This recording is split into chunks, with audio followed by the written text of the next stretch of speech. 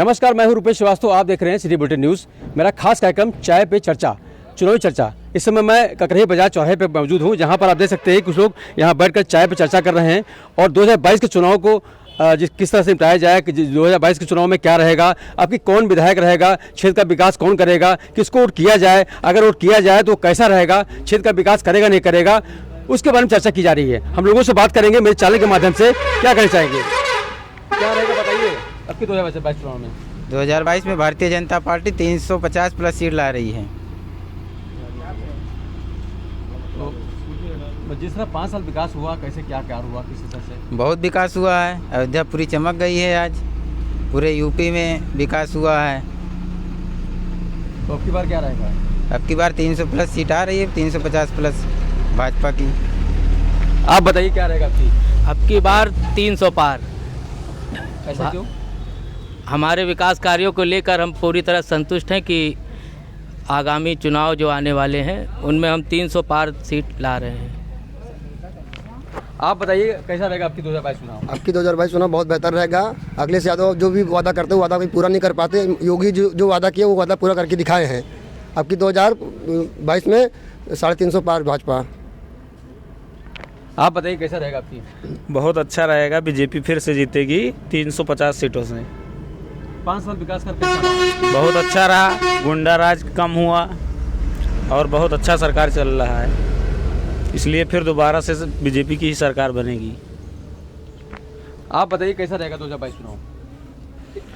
हम सर्वप्रथम पहले ये कहना चाहते हैं, जैसे ये लोग कह रहे हैं कि 300 प्लस सीट पास, और पहले ये बता दें जो टेक का पेपर हुआ था वो पेपर कैसे और कहाँ लीक हुआ।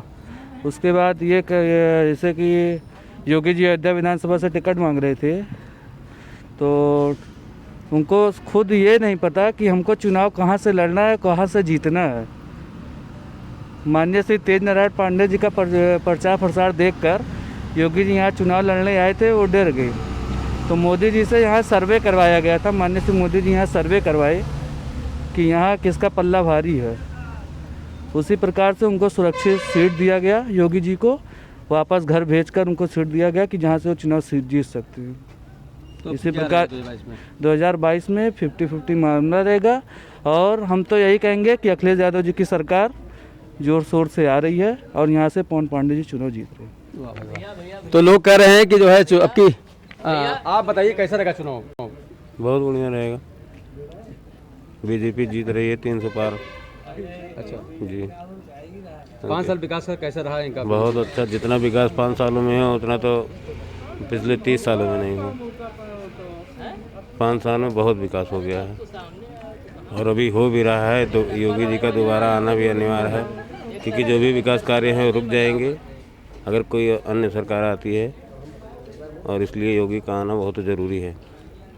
आप बताइए कैसा विकास कार्य? भैया जो राम को लाया हम उसको लाएंगे, जो राम को लाया हम उसको लाएंगे। श्री राम, जय श्री राम। अच्छा, जय भाजपा। आप बताइए, एक महिला हैं, क्या चाहती है, कैसी सरकार चाहती हैं आप? पहले मैं बोलना चाहती हूँ जय श्री राम। योगी जी आए हैं, योगी जी आएंगे। बहुत अच्छा काम किया है, महिलाओं के लिए बहुत सुविधा किया है। जितनी महिलाओं के ऊपर अत्याचार हो रहा था उस सबको रोक दिया है और हर चीज़ का सुविधा किया है। आवास हर लोगों को मिल रहा है, हर चीज़ की जानकारी हो रही है। मैं चाहती हूँ महिलाओं के लिए और महिलाओं की तरफ से योगी जी आए। मैं चाहती हूँ यही कि महिला एक सुरक्षित है उन्हीं की राज में, और कोई आएगा कोई गुंडागर्दी तो नहीं कर पाएगा। कम से कम उन्हीं के राज में मुझे बहुत सुविधा मिल रही है, बहुत सहायता मिल रही है, सहयोग मिल रहा है। योगी जी आए। मैं प्रभु से राम जी से यही विनती करती हूँ, प्रभु वही योगी ही जीते। अच्छा, आप बताइए कैसा रहेगा, चाहिए, किसको चाहिए आपको? मैं दीपक श्रीवास्तव बोल रहा हूँ। हैं, मेरे 2 भाई IPS हैं।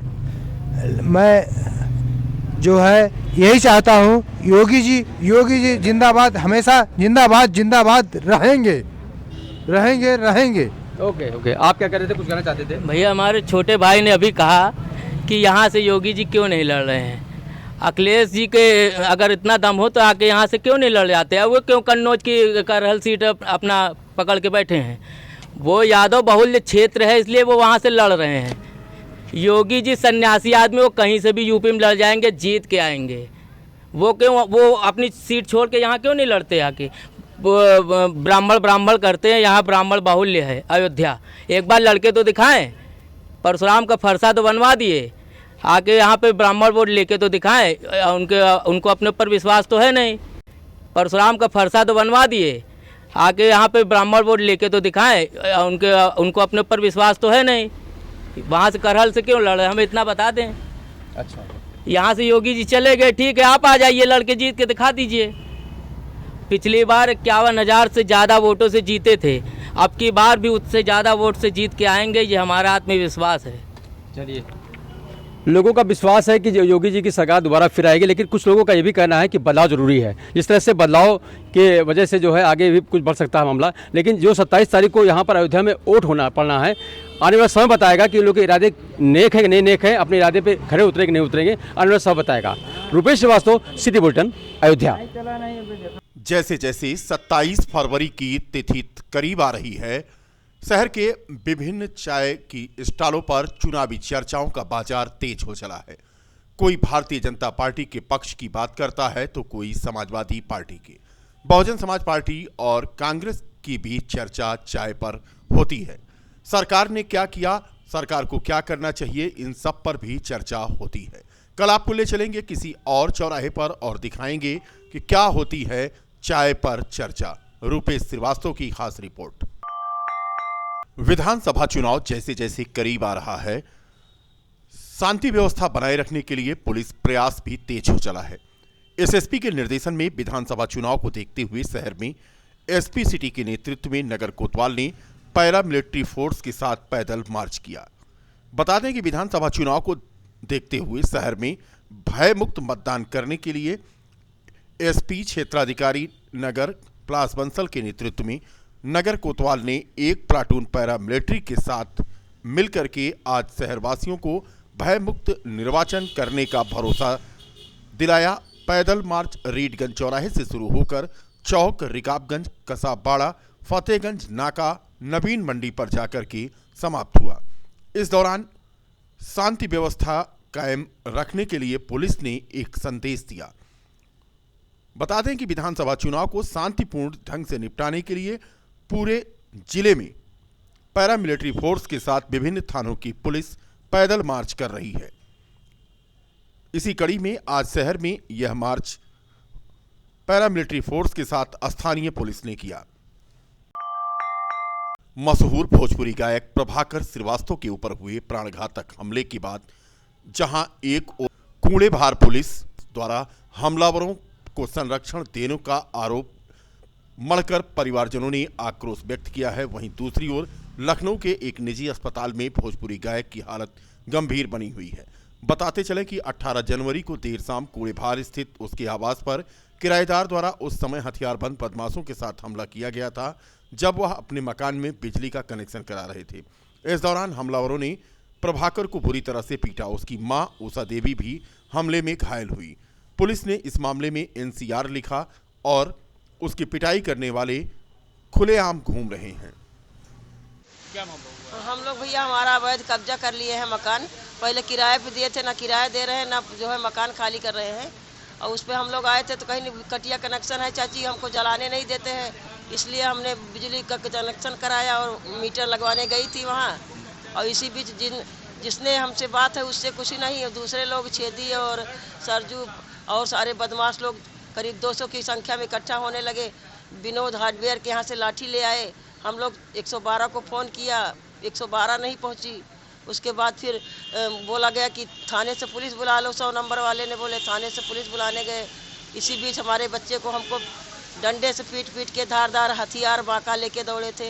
ये तो कहो कि भीड़ की वजह से और केबल की वजह से हम लोग बचे। प्रदेश कांग्रेस के नेतृत्व पर अयोध्या कांग्रेस नेताओं द्वारा आज विधानसभा चुनाव को ध्यान में रखते हुए पार्टी द्वारा जारी युवाओं का घोषणा पत्र को यहां से जारी किया गया। स्थानीय होटल में पत्रकार वार्ता में भर्ती विधान शीर्षक से जारी इस घोषणा पत्र में युवाओं से तमाम महत्वपूर्ण वादे किए गए हैं। इसमें सरकार बनने पर 20 लाख रोजगार देने से लेकर छात्र संघ बहाली तक के वादे शामिल हैं। दर्जा प्राप्त राज्य मंत्री एवं अयोध्या विधानसभा के प्रभारी अनूप नाग ने आज यह घोषणा पत्र जारी किया। पत्रकार वार्ता को संबोधित किया आज कांग्रेस के कई नेताओं ने। इस मौके पर महानगर अध्यक्ष वेद सिंह कमल के अलावा मीडिया प्रभारी सुनील कृष्ण गौतम मौजूद थे। बाद में पत्रकारों से बात करते हुए अयोध्या के चुनाव प्रभारी अनूप नाग ने कहा कि उत्तर प्रदेश की जनता को हम बताने का प्रयास कर रहे हैं कि हमारी सरकार आने पर हमारा शीर्ष नेतृत्व बेरोजगारों के लिए और प्रदेश के विकास के लिए कार्य करेगी।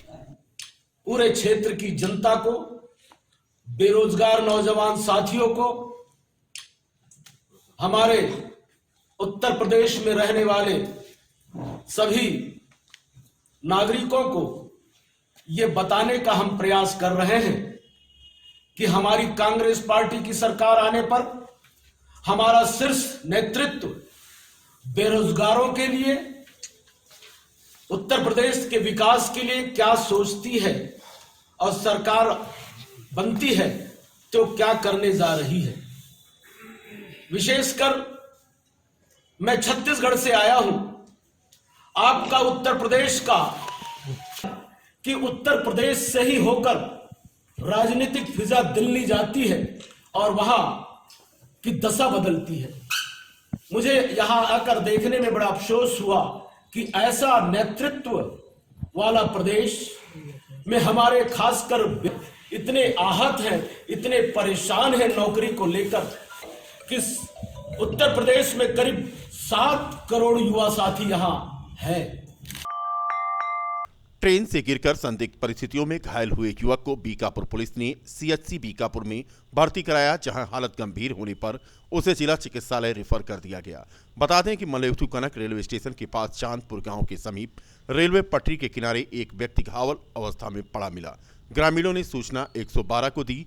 मौके पर पहुंची पीआरबी ने दरौली बिहार निवासी 30 वर्षीय दीनदयाल राजभर पुत्र नथुनी राजभर को घायलावस्था में उठाकर सामुदायिक स्वास्थ्य केंद्र बीकापुर में भर्ती कराया और इसके बाद उसे जिला चिकित्सालय रेफर कर दिया गया। उत्तर पर्वतीय इलाकों में 3 पश्चिमी विक्षोभ सक्रिय हैं। इसका असर देश के अन्य हिस्सों में भी नजर आ रहा है। इसी कड़ी में लखनऊ, गोंडा, बहराइच, बस्ती, सुल्तानपुर, अंबेडकर नगर सहित प्रदेश के विभिन्न हिस्सों में बारिश हो रही है। मौसम विभाग की ताजा जानकारी के अनुसार अभी यह मौसम आगे 3 से 4 दिन तक यूं ही बना रहेगा, यानी कि प्रदेश के अन्य हिस्सों में बादल छाए रहेंगे और बारिश का दौर जारी रहेगा। ठंड से अभी फिलहाल निजात मिलने की उम्मीद नहीं है। आजमगढ़ मार्ग पर आज कोहरे का कहर देखा गया। अंबेडकर नगर के हंसवर से लखनऊ जा रही एक प्राइवेट बस सामने से आ रहे ट्रक से टकरा गई। इस भीषण हादसे में एक यात्री की मौत हो गई, जबकि 10 यात्री घायल हो गए।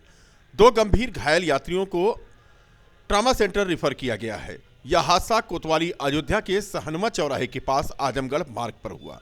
प्राइवेट बस पर 25 यात्री सवार थे जो अंबेडकर नगर के हंसवर से लखनऊ जा रहे थे। तभी अयोध्या कोतवाली क्षेत्र में सामने से आ रहे ट्रक से बस टकरा गई। मौके पर पहुंची अयोध्या कोतवाली की पुलिस ने घायलों को मेडिकल कॉलेज पहुंचाया और बाधित आवागमन को सुचारू रूप से खुलवाकर सभी वाहनों को रवाना किया। बता दें कि विभिन्न मार्गों से हाईवे पर होकर के निजी बसें चल रही हैं जो बिना किसी नियम कानून के चलती हैं और इतनी स्पीड में होती हैं कि उनको कोहरे का कोई ध्यान नहीं होता। सवारी बिठाने के चक्कर में, स्पीड बढ़ाने के चक्कर में आए दिन दुर्घटना कर रही हैं। संभागीय परिवहन विभाग कार्यालय इस ओर पूरी तरह उदासीन बना हुआ है। ये हंसवर से आ रही थी लखनऊ के लिए। बस में कितने लोग सवार थे? 20-25 लोग थे। क्या हुआ था, कैसे से हुआ? ट्रक से हुआ। फिर क्या हुआ, फिर फोन हुआ, एम्बुलेंस गई, सबको ले आए। आपके साथ क्या लोग थे? कितने लोग घायल हुए? जितने हैं सब घायल हो गए, 25 के 25। कोई बचा नहीं है उसमें से। आपको भी कोई घायल है?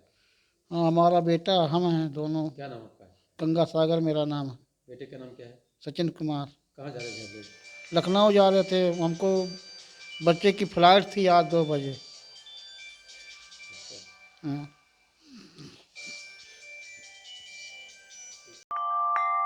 नगर कोतवाली की पुलिस ने मां मीडिया कंपनी के 15,000 के इनामिया अपराधी पंकज मिश्रा के ऊपर गैंगस्टर की कार्रवाई करते हुए उसे गिरफ्तार किया है।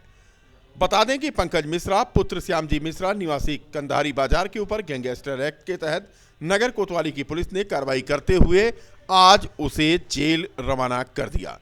मां मीडिया कंपनी से संबंधित यह मामला है। नगर कोतवाली की पुलिस ने पत्नी से विवाद कर रहे व्यक्ति को पकड़ करके उसके ऊपर धारा 151 के तहत कार्रवाई करते हुए न्यायालय भेज दिया। बता दें कि अपराधियों के विरुद्ध चलाए जा रहे अभियान के क्रम में साहबगंज चौकी प्रभारी ने चौकी क्षेत्र अंतर्गत पत्नी से विवाद कर रहे पति को पकड़ करके उसे चालान कर दिया।